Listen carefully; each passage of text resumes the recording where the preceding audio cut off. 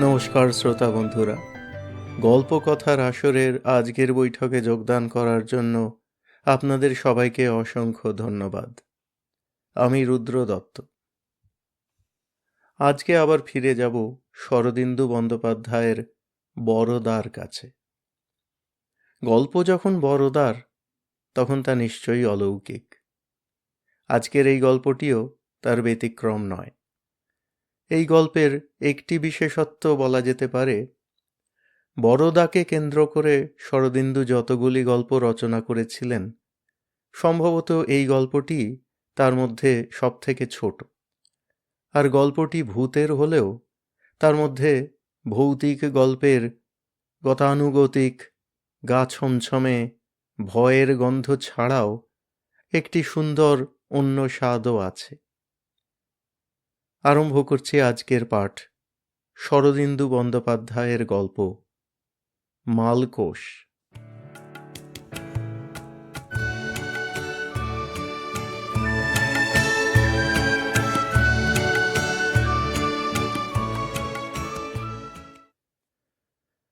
বড়দা বলিল, ওস্তাদ কাফি খাঁর সেতার শুনেছ?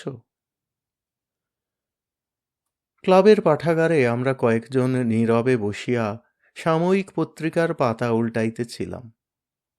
অমূল্য পত্রিকা হইতে চোখ তুলিয়া কিছুক্ষণ ভ্রুকুটি করিয়া রহিল, তারপর বলিল, মতলবটা কি? নতুন আষাঢ়ে গল্প তৈরি করেছ, তাই শোনাতে চাও? বড়দা কর্ণপাত করিল না, গল্প আরম্ভ করিয়া দিল। পুজোর ছুটিতে শ্বশুর বাড়ি গিয়েছিলাম। আমার ছোট শালা শুভেন্দুর ভারী গান বাজনার শখ একদিন আমাকে বলল, জামাইবাবু, ওস্তাদ কাফি খাঁর সেতার শুনতে যাবেন? ওস্তাদজি আমাকে খুব ভালোবাসেন, কয়েকদিনের জন্য শহরে এসেছেন, ডাকবাংলোতে আছেন। আমি খবর পেয়েই ছুটে গিয়েছিলাম। তিনি বললেন, আজ রাত্রে যখন আর কেউ থাকবে না, তখন বাজনা শোনাবেন। যাবেন আপনি আমার সঙ্গে? নেই কাজ তো খই ভাজ। উচ্চাঙ্গ গান বাজনার প্রতি আমার বিশেষ আসক্তি নেই। ধ্রুপদ চৌতাল ধামার দশকুশি বুঝি না। রবীন্দ্রসঙ্গীতেই আমার আত্মা পরিতুষ্ট। কিন্তু বিনা মাসুলে যখন এত বড় একজন ওস্তাদের বাজনা শোনার সুযোগ হয়েছে, তখন ছাড়ি কেন? বললাম, আচ্ছা, যাব। রাত্রি আন্দাজ 9টার সময় খাওয়া দাওয়া সেরে ডাকবাংলোতে উপস্থিত হলাম। জায়গাটা বেশ নিরিবিলি। পাঁচিল ঘেরা উঁচু ভিতের বাড়ি, বাড়ির সামনে 4 ফুট উঁচু চাতাল। এই চাতালের ওপর আলোয়ান গায়ে দিয়ে একটি বৃদ্ধ বসে আছেন, তাঁর পাশে একটি সেতার শোয়ানো রয়েছে। পরিষ্কার চাঁদের আলোয় ওস্তাদজিকে দেখলাম। লম্বা এক হারা চেহারা, মাথায় পাকা বাবরি চুল, চিবুকে ত্রিকোণ দাড়ি। বয়স অনুমান করা শক্ত, তবে 70-এর কাছাকাছি। শ্যালক ভূমিষ্ঠ হয়ে প্রণাম করল। ওস্তাদজি স্নিগ্ধ স্বরে বললেন, এসো বাবা, সঙ্গে ওটি কে? শালা পরিচয় করিয়ে দিল। আমিও হেঁট হয়ে প্রণাম করলাম। ওস্তাদজিকে দেখে তিনি হিন্দু কি মুসলমান এ কথা মনে আসে না। মনে হয় তিনি একটি প্রশান্তচিত্ত সাধক। সাধকের জাত নেই। শালা জিজ্ঞেস করল, আজ কেউ আসেনি? ওস্তাদজি একটু ম্লান হেসে বললেন, এসেছিল কয়েকজন রইস লোক। আধ ঘন্টা বাজনা শুনে বাহবা দিতে দিতে চলে গেল। কেউ কিছু বোঝে না। গুণীজনের পক্ষে অরসিকেশ রসস্য নিবেদনম কতখানি পীড়াদায়ক তা জানি বলেই নিজের কথা ভেবে মনে মনে সন্ত্রস্ত হয়ে উঠলাম। ওস্তাদজি যাতে আমার অজ্ঞতা ধরতে না পারেন, সে বিষয়ে সতর্ক থাকা দরকার। ওস্তাদজি সেতারের উপর হাত রেখে শালাকে বললেন, কি শুনতে চাও বলো? শালা হাত জোড় করে বলল, অনেকদিন আপনার মালকোষ শুনিনি। ওস্তাদজি আস্তে আস্তে সেতারটি কোলে তুলে নিলেন, আঙুলে মেরজাপ পরে তারের উপর মৃদু স্পর্শ করলেন। তারগুলি রন রন করে উঠল। তারপর তিনি সেতারের কানে মোচড় দিয়ে তারগুলি বেঁধে নিতে নিতে বললেন, এখন হেমন্তকাল, রাত্রি দ্বিতীয় প্রহরও আরম্ভ হয়ে গেছে। মালকোষ বাজাবার উপযুক্ত সময় বটে। চারিদিকে জ্যোৎস্না ঝিমঝিম করছে। দূর থেকে শহরের যেটুকু শব্দ আসছে তাও যেন দূরত্বের দ্বারা মোলায়েম হয়ে আসছে। ওস্তাদজি যন্ত্র বেঁধে নিয়ে বললেন, মালকোষ বাজাচ্ছি। একটা কথা বলে রাখি, যদি কিছু দেখতে পাও ভয় পেও না। ওস্তাদজি নিতান্ত সহজভাবেই কথাটা বললেন, কিন্তু আমি সচকিত হয়ে উঠলাম।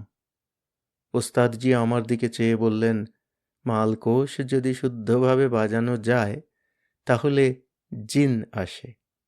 ওরা মালকোষ রাগ শুনতে বড় ভালোবাসে। জিন? আরব দেশের দৈত্য বিশেষ।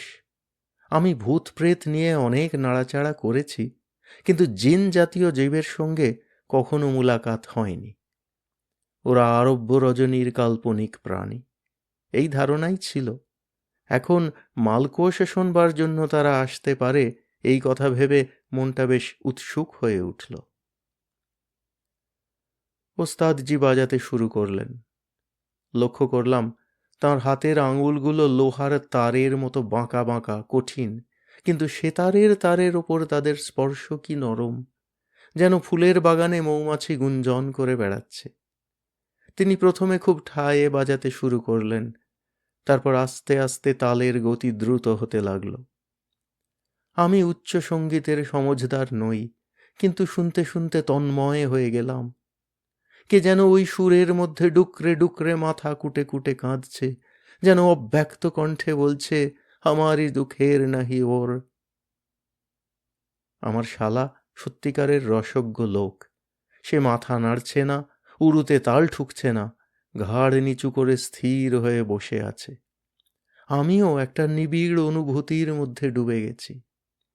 এইভাবে কতক্ষণ কেটে গিয়েছে জানি না, বোধহয় 20-25 মিনিট হবে। এক সময় অনুভব করলাম নাকে একটা গন্ধ আসছে। স্থান কাল বিবেচনায় গন্ধটা স্বাভাবিক নয়। শুকনো তামাক পাতার কড়া গন্ধ। এতক্ষণ অর্ধনিমীলিত নেত্রে বাজনা শুনছিলাম, এখন চোখ আর একটু খুলে এদিক ওদিকে তাকালাম। কই, তামাক পাতা তো কোথাও নেই। ওস্তাদজি ঘাড় গুঁজে বাজিয়ে চলেছেন, শালা নিবাত নিষ্কম্প বসে আছে। অন্য মানুষও কেউ আসেনি। তবে হঠাৎ নজর পড়ল চাতালের নিচে মাটির ওপর। বুকটা একবার গুড়গুড় করে উঠল। আমি বসেছিলাম 4 ফুট উঁচু চাতালের কিনারা ঘেঁষে। নিচে নজর পড়তেই বুঝলাম গন্ধটা কোথা থেকে আসছে। ঠিক চাতালের নিচেই একটা প্রকাণ্ড মানুষ উপুড় হয়ে শুয়ে আছে। চাঁদের আলোয় তার চেহারা পরিষ্কার দেখতে পাচ্ছি। নিকষের মতো কালো গায়ের রং, 8 হাত লম্বা তাগড়া শরীর, সর্বাঙ্গে লোহার শলার মতো রোঁয়া খাড়া হয়ে রয়েছে। 2 বাহু দিয়ে মাথাটা বেড়ে নিয়ে দৈত্য পড়ে আছে। ভূত প্রেত দেখে ডরিয়ে ওঠার দিন আমার নেই, কিন্তু সাষ্টাঙ্গ প্রণামরত বিরাট দৈত্যটাকে দেখে বুকের রক্ত হিম হয়ে আসতে লাগল। তারপর ঘাড় বেঁকিয়ে দেখি আমার ঠিক পিছনে আর একটা দৈত্য লম্বা হয়ে শুয়ে মালকোষ শুনছে। আর একটু হলেই হাউমাউ করে উঠেছিলাম আর কি। অতি কষ্টে সামলে নিলাম। তারপর চোখ বুজে বসে রইলাম। চোখ খুলে তাকাবার সাহস নেই, হয়তো দেখব আরও অনেকগুলি 8 হাত লম্বা জিন ভূমিষ্ঠ হয়ে মালকোষ শুনছে। ভাই, আমি নানা জাতের ভূত দেখেছি, কিন্তু ভূতের গা দিয়ে তামাক পাতার গন্ধ বেরোয় এবং তারা উপুড় হয়ে শুয়ে মালকোষ শুনতে ভালোবাসে এ কথা জানা ছিল না। আরব্য উপন্যাসেও কিছু লেখেনি। হয়তো আরব দেশের ভূত এমনিই হয়। মালকোষ সুরটা কিন্তু খাঁটি ভারতীয় সুর। তার আদি নাম মল্ল কৌশিক। ওস্তাদজির বাজনা ধীরে ধীরে শেষ হয়ে আসছে। যেন একটা মর্মন্তুদ বিলাপ ফুঁপিয়ে ফুঁপিয়ে কেঁদে কেঁদে ঘুমিয়ে পড়ল। ওস্তাদজি কিছুক্ষণ সেইভাবে বসে রইলেন, তারপর আস্তে আস্তে সেতার নামিয়ে রাখলেন। আমি চোখ বুজে বসে বসে অনুভব করলাম তামাক পাতার গন্ধটা মিলিয়ে যাচ্ছে। ভয়ে ভয়ে এদিক ওদিক তাকালাম, কাউকে দেখতে পেলাম না। জিনেরা চলে গেছে। ওস্তাদজি আমার দিকে সপ্রশ্ন চোখে চাইলেন, ওরা এসেছিল নাকি? বললাম, এসেছিল। তিনি তৃপ্তস্বরে বললেন, আজ বাজানো ভালো হয়েছে, মন বসে গিয়েছিল। তোমরা ভয় পাওনি তো? এতক্ষণে শালার ধ্যান ভঙ্গ হল। সে পকেট থেকে একটি রুমাল এবং একটি গিনি বার করল। গিনি রুমালের ওপর রেখে রুমাল ওস্তাদজির পায়ের কাছে রাখল। তারপর লম্বা হয়ে তাঁকে প্রণাম করল। তার ভূমিষ্ঠ প্রণামের ভঙ্গি দেখে মনে হল সেও একটি ছোটখাটো জিন।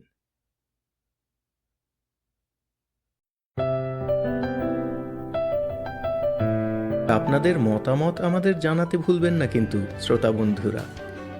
আমাদের ওয়েবসাইট golpokothar.org GOLPOKOTHARASOR.org